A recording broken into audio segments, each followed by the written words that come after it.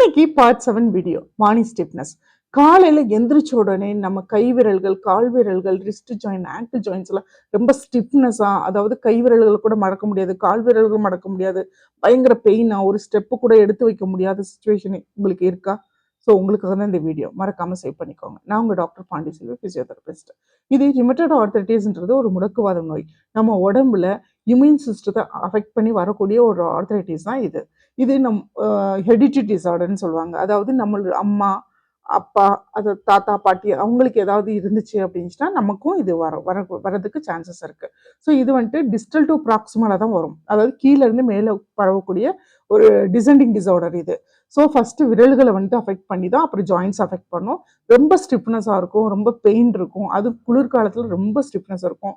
Pain வந்துட்டு ரொம்ப intolerable pain வந்துட்டு கொடுக்கும். இது ஸ்டார்டிங்லேயே அசஸ் பண்ணி அது ப்ராப்பராக ஃபிசியோதெரப்பி ரீஹாபிலிட்டேஷன் கொடுத்தா நம்ம ரெக்கவரி பண்ண முடியும். இல்லை இது நார்மல் பெயின் தான் விட்டுட்டிங்கன்னா கண்டிப்பாக அது வந்துட்டு டிஃபார்மிட்டியாக ஃபார்ம் ஆகி சர்ஜரியில் கொண்டு வந்து விட்டுடும். ஸோ எப்பயுமே ரூட் காஸை கண்டுபிடிச்சி அதுக்கான ப்ராப்பர் ட்ரீட்மெண்ட் எடுக்கிறது நல்லது. தேங்க்ஸ் ஃபார் வாட்சிங் மை வீடியோ.